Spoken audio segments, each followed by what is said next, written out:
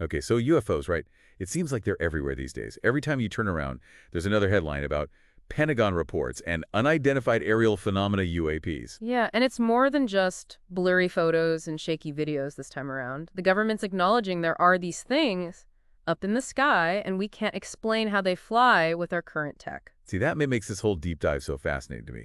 Like, we're going way back in time, digging through the evidence, and of course we got to talk about those juicy conspiracy theories. Oh, absolutely. We're not here to tell you aliens exist or it's all a bunch of hooey. Think of us as your, I don't know, guides through all this facts, different perspectives, so you can decide for yourself what's really out there. I like that. Guys, okay, I'm with you. So let's rewind way back, like 1947. Remember reading about Kenneth Arnold, that pilot? Oh, yeah. He had this encounter near Mount Rainier, and the way he described those objects, like saucers skipping on water, boom, the term flying saucer was born. That's where it all started. And it's crazy how one phrase can shape how we see a whole phenomenon, right? Totally. Because after Arnold's sighting, similar reports started popping up everywhere. Suddenly, everyone's looking at the skies like, what was that? Right. And then you throw in the whole Cold War thing. Oh, yeah. Worlds on edge, nuclear threats, secret weapons. I mean, any weird thing in the sky just fed that paranoia. For sure. You can't underestimate that Cold War context. Every country was suspicious of each other, assuming the worst. So it's natural that people saw these unexplained things and thought, oh, it's got to be some new tech or enemies are cooking up. It just added to the tension. Makes sense. And then comes Project Blue Book. That was the Air Force's big UFO investigation, ran from like 52 to 69. Thousands of sightings. Thousands! Most of them turned out to be normal stuff, like planes or weather, but... But there were some they just couldn't figure out. Exactly. Like that 1952 case, the Washington, D.C. radar incident. It wasn't just some random person seeing something strange. You had multiple radar operators, even pilots reporting these bizarre objects zipping around over D.C. And these are trained professionals using high-tech equipment. To this day, nobody's explained what they saw. And that's where things start to get really interesting. You have all these official investigations, and even they come up empty on some cases. No wonder people start spinning conspiracy theories. Right. When the official channels can't give you a solid answer, you start filling in the blanks yourself. And a lot of times, those stories involve, well, the people in charge keeping secrets. Which brings us to the big one, the classic, the government cover-up. It's like the ultimate conspiracy, right? It is. Shadowy agencies hiding proof of aliens, maybe to avoid mass panic, or even crazier, to keep all that advanced alien tech for themselves. And you can see why that theory is so popular. Oh, yeah. I mean, it plays on our distrust of authority, right? Like, are they really telling us everything they know? Is there more going on when we realize? It's like a thriller playing out in real life, except we're all in it. Okay, but realistically, how could they cover something like that up? Wouldn't somebody have spilled the beans by now? Well, that's where this idea of compartmentalization comes in. Imagine if only a tiny group of people at the very top knew the whole truth about aliens. Information's super tightly controlled, different agencies only get little pieces of the puzzle. So it's like a giant jigsaw puzzle where nobody has the whole picture except for a select few. Exactly. And if someone tries to leap something, they don't have the whole context, so it's easy to dismiss their claims, right? Oh, I see. Like, oh, they're just crazy. They don't know the full story. Right. And the cover-up keeps going because the more secretive it is, the more people think, well, there must be something huge they're hiding. Okay, that's pretty clever, actually. And then you have this idea of hidden technology, which ties into another popular one, reverse engineering. Like, are governments secretly studying crashed alien spacecraft, trying to figure out interstellar travel or make superweapons? Right. Imagine a civilization that can travel between stars. Their tech could be based on stuff we haven't even dreamed of. Yeah. Like controlling gravity or using energy sources we don't know about. That would be insane. It would be huge, right? It's easy to see why people think governments would want to keep that all to themselves. I'm trying to picture what reverse engineering alien tech would even look like. It's kind of mind-blowing. But it makes you think, are we on the verge of some massive tech revolution, but they're keeping it all hush-hush? Right. It fires up the imagination. And the funny thing is, the lack of hard proof makes some people even more convinced. Like, if they're hiding it so well, it must be real, right? It just adds another layer to the whole conspiracy. Yeah, it's that mix of whoa and wait a minute that really gets you. But this whole alien thing, it's not just a modern fascination, right? Some people believe it goes way, way back, like ancient civilizations. Think about that. That's where this ancient astronauts theory comes in. Oh yeah, this one always gets me thinking. Like, you look at the pyramids, Stonehenge, those massive Nazca lines in Peru, and you have to wonder, how did people back then, with their limited tech, pull that off? Right. It's almost like it's too much, right? So The ancient astronauts theory says maybe they had help. Like, what if aliens with their super advanced tech were giving them instructions or even lending a hand? It completely changes how we see history. Like, what if we've been hanging out with aliens way longer than we thought? It's like that famous scene in 2001, A Space Odyssey, right?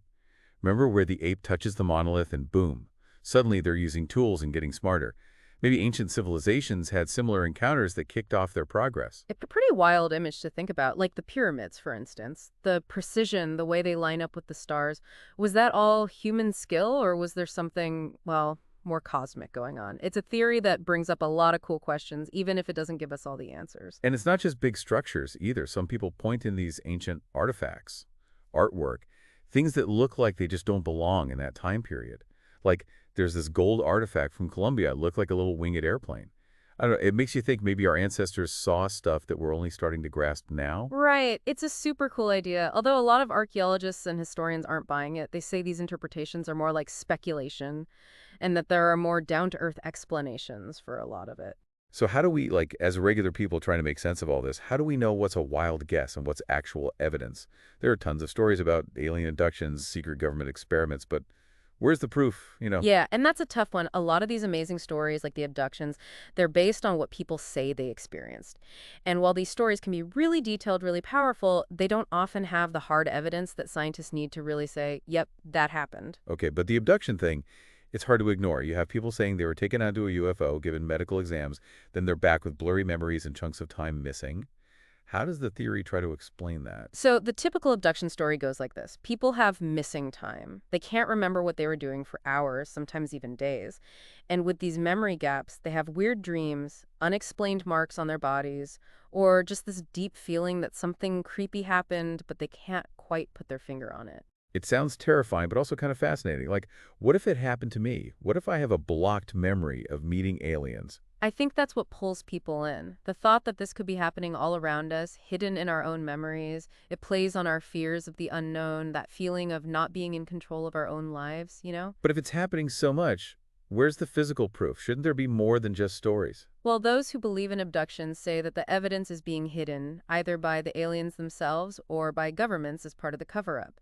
They argue that alien tech might be so advanced that they can mess with memories, erase physical traces, even change how we perceive reality itself. So it's like a catch-22, right? No evidence means they're really good at hiding the evidence, which makes people believe even more. Right, and that's where being able to think critically is super important. You have to approach these claims with a healthy dose of doubt, but also keep in mind that maybe, just maybe, we don't know everything about the universe yet. Okay, let's take a step back for a second and think big picture.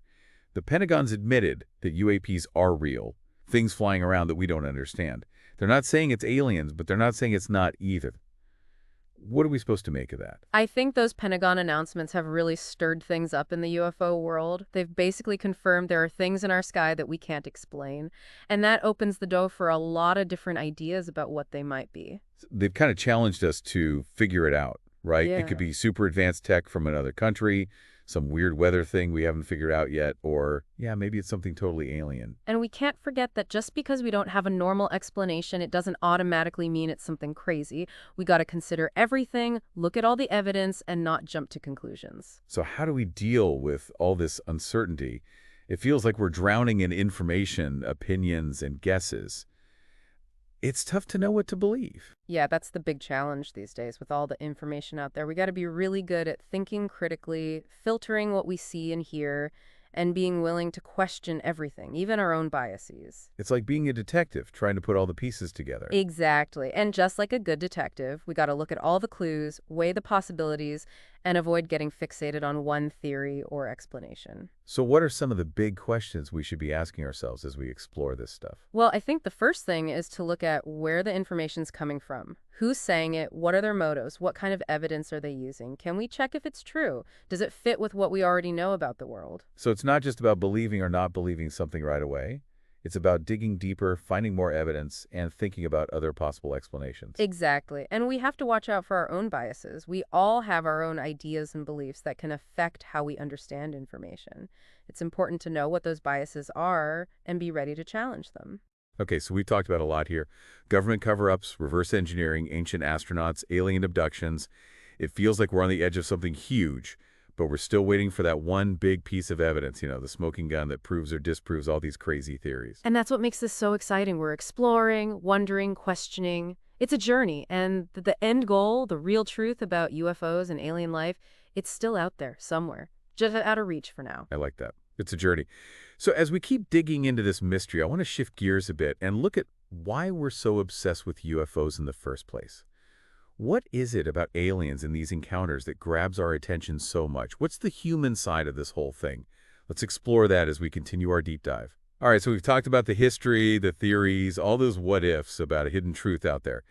But I'm really curious about the human side of this. Why are we so obsessed with UFOs? What is it about aliens that just, I don't know, grabs our attention? It goes deeper than just spaceships and aliens, right? It's about something, well, fundamental to being human. We're naturally curious, always exploring, trying to figure things out and figure out where we fit in this whole crazy universe. So it's not just the thrill of the unknown, though that's definitely part of it, right? But it's like we're programmed to look for patterns, try to find meaning, something bigger than ourselves. Exactly. Like, think about our fascination with those ancient astronauts. It's this need to connect our past to something bigger, To think that maybe, just maybe, we've been touched by the cosmos for centuries. It doesn't matter if it's true or not. It just fulfills this deep need to feel connected to something beyond our everyday lives. It makes me think about how, for centuries, people looked to the stars for answers. They'd make up myths and legends about gods coming down from the sky, trying to explain things they didn't understand. It's interesting, right? Like, today, science has explained a lot of what used to be mysterious, but the unexplained hasn't gone away. It's just shifted. UFOs and aliens are like the new myths, the new way we try to understand the mysteries we haven't cracked yet. But there's also that fear factor, right? It's a little scary to think we might not be alone, that someone or something out there is watching us, maybe even visiting us, and we have no idea what they want. Oh, totally. The unknown can be both exciting and terrifying at the same time. Think about those abduction stories. They tap into these primal fears about losing control, being at the mercy of forces way beyond our understanding. It's like that feeling you get when you realize how huge and indifferent the universe is. We think we're in control, but then stories like these pop up and remind us that we're just tiny specks in this vast cosmic ocean. Yeah, and it can make you feel small, but also make you reevaluate things. It forces us to think, hey, maybe we're not at the top of the food chain after all. But there's a strange comfort in those anxieties too, isn't there? Like, conspiracy theories, as crazy as they can get, offer this sense of order, this illusion of control in a world that often feels chaotic and unpredictable. You're right. Conspiracy theories, especially the ones about government cover-ups and secret agendas, give us a story, a way to make sense of events that seem random or scary. They tell us there's a plan, even if it's a bad one, and that makes it less scary than thinking everything's just random chance. It's like a way to protect ourselves, right? We don't like feeling helpless, so we invent a story that gives us a sense of control, even if it's not real. That's exactly it. And in this world where we're bombarded with information all the time, a lot of it not even true. People crave simple answers, even if they're based on guesses or made-up stuff. Which brings us back to that challenge of figuring out what's true in the digital age. Right? How do we wade through all this information, separate fact from fiction, and come to our own conclusions without getting tricked by our own biases? It's hard and there's no easy fix, but I think it starts with having a healthy skepticism. We need to question everything, including what we already believe. So instead of just believing or dismissing stuff, we got to think critically, be smarter about what we consume online, right? Exactly. Ask yourself, who's giving me this information? Why are they telling me this? What's their angle? What kind of evidence are they showing me? Can I check if it's true? Does it line up with what we already know about how the world works? It's like being a detective trying to solve a case. You have to look at all the clues, right? Perfect analogy. And just like a good detective, we got to follow the evidence no matter where it leads, even if it goes against what we thought or takes us in a different direction. So as we wrap up our deep dive into UFOs and all the theories around them, I think the big takeaway is this. The search for knowledge is never over, and being okay with not knowing everything is part of the journey.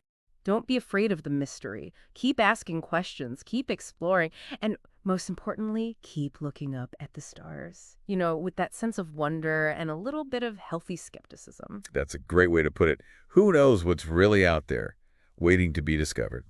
Maybe, just maybe, the truth is out there. Thanks for joining us on this deep dive. Until next time, stay curious. 2C88